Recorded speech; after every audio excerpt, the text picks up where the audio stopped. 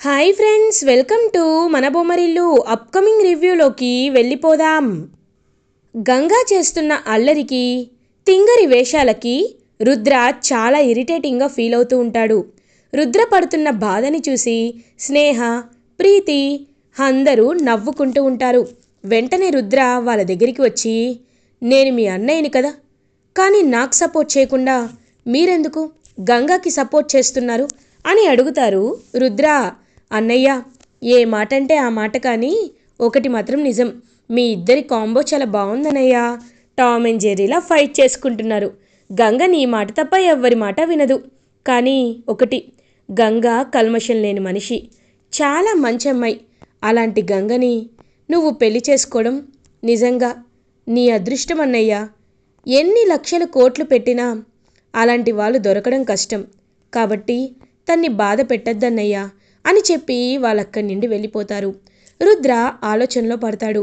గంగ చేష్టల్ని గుర్తు చేసుకుంటూ తనలో తనే లోపల నవ్వుకుంటూ ఉంటాడు రుద్ర. ఇదంతా గమనిస్తున్న విజయేంద్ర, లేదు, రుద్ర మనసులో గంగపై ప్రేమ కలిగేలా చేయాలి. ఎలాగో వాళ్ళిద్దరికీ పెళ్ళైనా సరే రుద్ర తనని ప్రేమించటం లేదు, నేను ఆ ఉద్దేశంతో తాళి కట్టలేదు అన్నాడు. కాబట్టి వాళ్ళకి ఎలా అయినా వాళ్ళిద్దరూ దగ్గరయ్యేలా చేస్తే అప్పుడు రుద్రని గంగని ప్రేమించడం స్టార్ట్ చేస్తాడు. గంగ జీవితానికి ఒక మంచి అర్థం దొరుకుతుంది అని ఇంకా విజయేంద్ర ప్రతాప్ పంతులు గారిని ఇంటికి పిలిపిస్తారు. ఇది ఇలా ఉండగా ఈవినింగ్ అవుతుంది. పంతులు గారు ఇంటికి వస్తారు. పంతులు గారిని ఎందుకు పిలిపించారండి అని అడుగుతుంది శకుంతల. ఎందుకేంటి, ఇప్పుడు గంగకి రుద్రకి పెళ్ళయింది కదా, మరి పెళ్లి తర్వాత సత్యనారాయణ వ్రతం జరిపించాలి కదా, అందుకే పిలిపించాను అని అంటారు. ఏంటి వ్రతమా అని అంటారు శకుంతల. ఏ, నువ్వెందుకు అంత కంగారు పడుతున్నావు? అయినా నేను నీకు చెప్పాలని చెప్పటం లేదు శకుంతల, ఏదో నువ్వు అడిగావు కాబట్టి చెప్తున్నాను. ఇప్పుడు నువ్వంత ఆశ్చర్యపోవడానికి ఏమీ లేదు. పెళ్ళయింది కాబట్టి వాళ్ళకు ఖచ్చితంగా వ్రతం జరిపించాల్సిందే అని ఇంకా పంతులు గారిని ముహూర్తం చూడమని చెప్తారు. వెంటనే అదంతా చూస్తూ పారు అయితే చాలా ఇరిటేటింగ్గా ఫీల్ అవుతుంది. అప్పుడే అక్కడికి గంగా అండ్ రుద్ర కూడా వస్తారు. ఇంకా పంతులు గారైతే చెప్తారు, ఇవాళ రాత్రి 10ంటికి మంచి ముహూర్తం ఉంది అని చెప్పడంతో ఇంకా అలా గంగా రుద్ర ఇద్దరు ఒకరినొకరు చూసుకుంటూ ఉంటారు. ఇదంతా పారు చూసి చాలా ఇరిటేటింగ్గా ఫీల్ అవుతూ ఉంటే విజయేంద్ర ప్రతాప్, రే రుద్ర, వెళ్ళి పంతులు గారి ఆశీర్వాదం తీసుకోండి అంటారు. ఇంకా అలా పంతులు గారి ఆశీర్వాదాన్ని తీసుకుంటారు గంగా అండ్ రుద్ర. దీర్ఘాయుష్మాన్ భవ, సంతాన ప్రాప్తి రస్తు అని పంతులు గారు గంగని రుద్రని బ్లెస్ చేస్తారు. ఇంకా రుద్ర చాలా ఫీల్ అవుతూ విజయేంద్ర ప్రతాప్ దగ్గరికి వెళ్ళి, పెదనాన్న, మీకు ఎలా చెప్పాలో నాకు అర్థం కావటం లేదు, కానీ ఒకటి మాత్రం నిజం, నేను గంగని నా భార్యగా ఇప్పుడప్పుడే యాక్సెప్ట్ చేయలేను పెదనాన్న అని అంటారు. చూడు రుద్ర, నీకు పెళ్ళైన తర్వాత కూడా నువ్వు ఇలా మాట్లాడడం కరెక్ట్ కాదు. నేను చెప్పేది విను. గంగకి ఒక మంచి జీవితాన్ని ఇవ్వాలి అంటే నువ్వు గంగని భార్యగా యాక్సెప్ట్ చెయ్యాలి. అది తప్పు కాదు. ఇంకా నువ్వు మాట్లాడద్దు అని ఇంకా అలా చెప్పేసరికి వెంటనే రుద్ర అక్కడి నుండి వెళ్ళిపోతాడు. పాపం గంగ చాలా హ్యాపీగా ఫీల్ అవుతూ ఉంటుంది. ఇదంతా చూస్తున్న పారు ఇంకా రూమ్లోకి వెళ్ళిపోతే శకుంతల, పారు అని పిలుస్తుంది. ఇంకేంటాంటీ, ఇంకేం మాట్లాడతారు, ఇవాల్టితో చాప్టర్ క్లోజ్. గంగ రుద్ర ఇద్దరు భార్యాభర్తలు అయిపోతారు. ఇంకా నాకు ఇంట్లో పనే ఉంటుంది, నేను వెళ్ళిపోతానంటీ అని అంటారు. ఎందుకు పారు అంత టెన్షన్ పడుతున్నావు ఎందుకు, అయినా వాళ్ళు అనుకున్నంత మాత్రాన జరిగిపోతుందా, మనం ఆపలేమా అని అంటారు శకుంతల. ఒక్కసారిగా షాక్ అయిపోతుంది పారు. అంటే ఏం మాట్లాడుతున్నారు ఆంటీ అని అంటుంది. అవును, నాకు రుద్రపై చాలా కాన్ఫిడెన్స్ ఉంది. రుద్ర ఖచ్చితంగా తన్ని భార్యగా యాక్సెప్ట్ చేయడు. చేశాడు అంటే అది కరెక్ట్ కాదు. సరే, మీ పెదనాన్న మాట విని ఒకవేళ చెయ్యాలి అనుకున్నా నేనున్నాను కదా, నేను చూసుకుంటాను అని చెప్పడంతో ఇంకా ఒక్కసారిగా షాక్ అయిపోతుంది పారు. సరే ఆంటీ, మీపై నమ్మకంతో నేను ఇదంతా చేస్తున్నాను, మీరు చెప్పినట్టే చేస్తాను అని పారు అక్కడి నుండి వెళ్ళిపోతుంది. ఇది ఇలా ఉండగా నైట్ అవుతుంది. ఇంకలా గంగని రెడీ చేస్తూ ఉంటారనమాట ప్రీతి, స్నేహ వీళ్ళందరూ. రెడీ చేస్తూ, వదిన నువ్వు ఇలా చూడ్డానికి ఎంత బాగున్నావో అని అంటారు. ఇంకా సిగ్గుపడుతూ ఉంటుంది గంగ. నువ్వెక్కువ సిగ్గుపడొద్దు, ఎందుకంటే ఇప్పుడే సిగ్గుపడితే ఎలా అని చెప్పి ఇంకా హ్యాపీగా తన్నైతే రెడీ చేస్తూ ఉంటే రుద్ర దగ్గరికి విజయేంద్ర వస్తారు. రుద్ర, నేను చెప్పింది గుర్తుంది కదా అని చెప్పి అలా వెళ్ళిపోతారు. పాపం గంగ ఇంక అలా రెడీ అయ్యి వెళ్తూ ఉంటే అప్పుడే శకుంతల ఇంకా మిల్క్ గ్లాస్నైతే గంగకి ఇస్తుంది. ఇచ్చి, ఏంటి ఇప్పుడు రుద్ర, నువ్వు హ్యాపీగా ఉంటూ రుద్రని నీ భర్తగా చేసుకొని ఈ ఇంటి సామ్రాజ్యానికి మహారాణివైపోవాలని అనుకుంటున్నావా అని అడుగుతారు. లేదమ్మగారు, నేను అలా ఎప్పటికీ అనుకోలేను అని అంటారు. అయితే నీకు నా మాటపై నమ్మకం ఉంది కదా అని అంటుంది శకుంతల. అయ్యో, ఎందుకు లేదమ్మగారు, మీరు ఏం చెప్పినా చేస్తాను అని అంటారు. సరే, నేను నిన్ను కోడలిగా ఒప్పుకోకపోయినా రుద్రని నా కొడుకుగా ఒప్పుకుంటాను.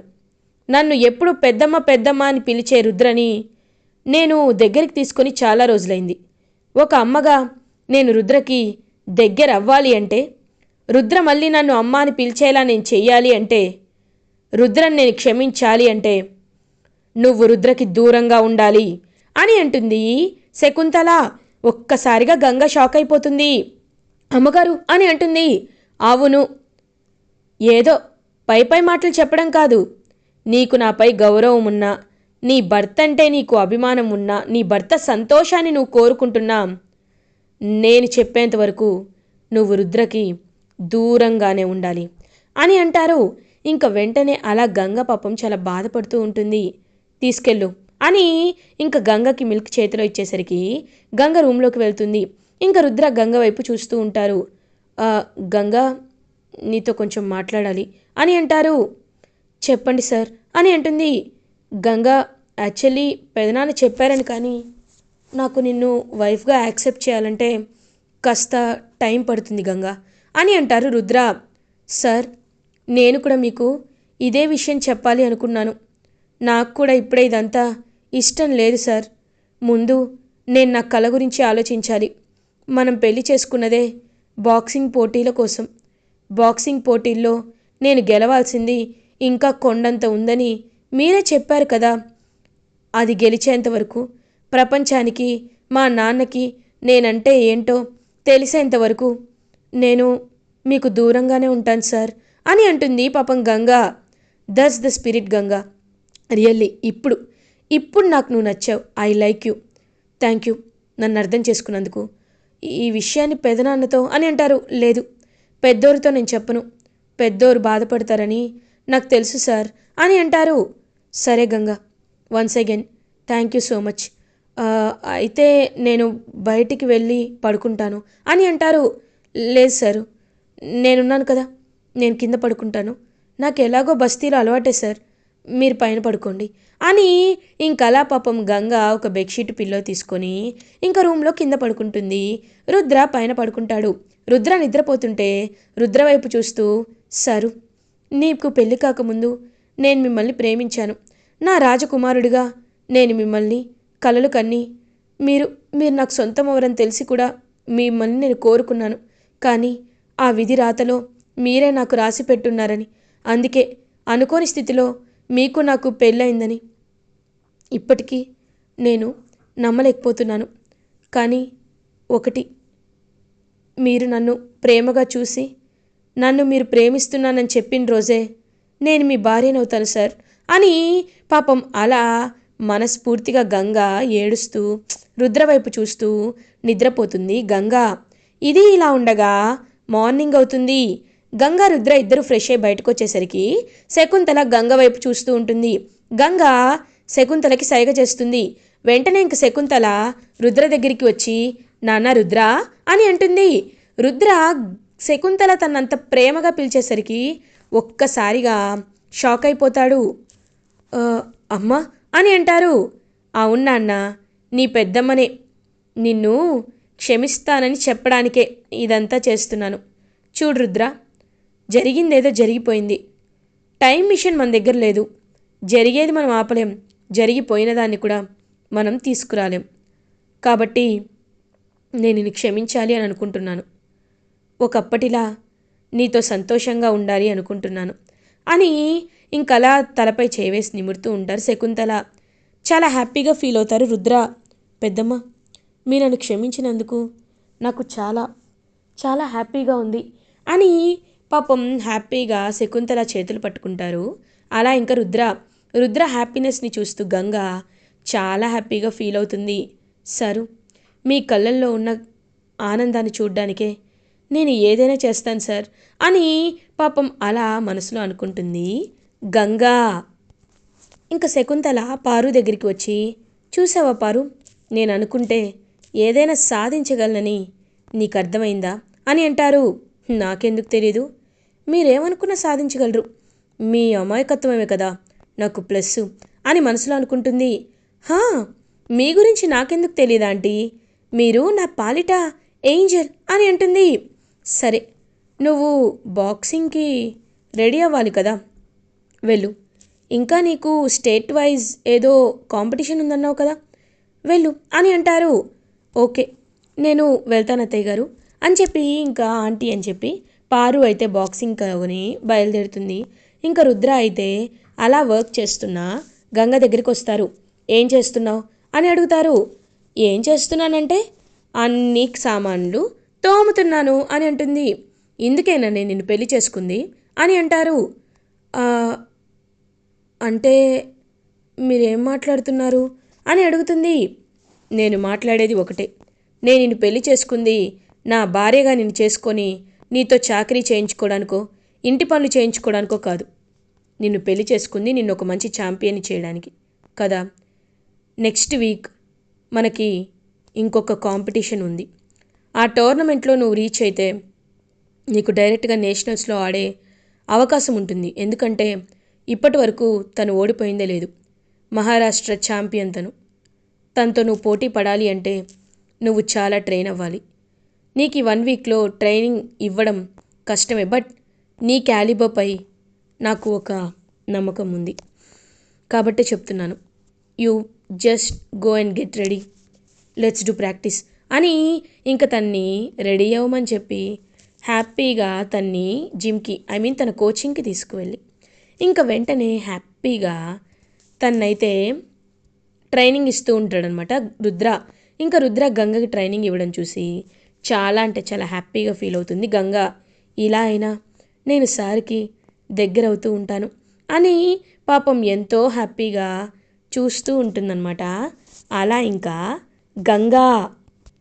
ఇది ఇలా ఉండగా పారు అయితే ఇంకా అలా తన బాక్సింగ్ ఛాంపియన్షిప్ ప్రాక్టీస్కి బయలుదేరి ఇంకా అన్నీ ప్రాక్టీస్ చేస్తూ ఉంటే ఇటువైపు గంగ కూడా ప్రాక్టీస్ చేస్తూ ఉంటుంది.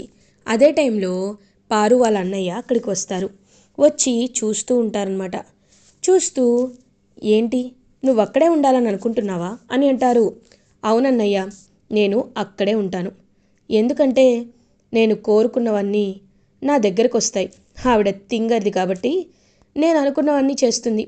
అయినా ఒక్కసారి నాకు ఆ ఇంటి అధికారం వచ్చాక నేను అందరినీ నా కాళ్ళ కింద పెట్టుకుంటాను అని తనకి తెలీదు పాపం అని ఇంకా అలా చెప్తూ ఉంటే ఒక్కసారిగా షాక్ అయిపోతారనమాట అక్కడే ఉన్న Shakuntala and Paru phone exchange అయిపోవడంతో పారు ఫోన్ ఇవ్వడానికి వెనకాలే వచ్చిన తనకి ఇలా జరగడంతో పారు నిజస్వరూపం తెలియడంతో ఒక్కసారిగా కుప్పకూలిపోతుంది. ఛీ, ఇలాంటి దాన్న నేను నా కోడలిగా చేసుకోవాలనుకున్నాను. పాపం మంచి గంగని నేను దూరం చేసుకొని ఇలాంటి స్వార్థపరురాల్ని నేను కోడలు చేసుకోవాలనుకున్నానా అని పశ్చాత్తాపంతో రగిలిపోతూ ఇంకా నిజాన్ని తెలుసుకొని గంగ దగ్గరికి వెళ్ళి గంగని సారీ అడిగి గంగని కోడలుగా యాక్సెప్ట్ చేస్తారు శకుంతల. ఇలా ఎపిసోడ్ ఎండ్ అవుతుంది.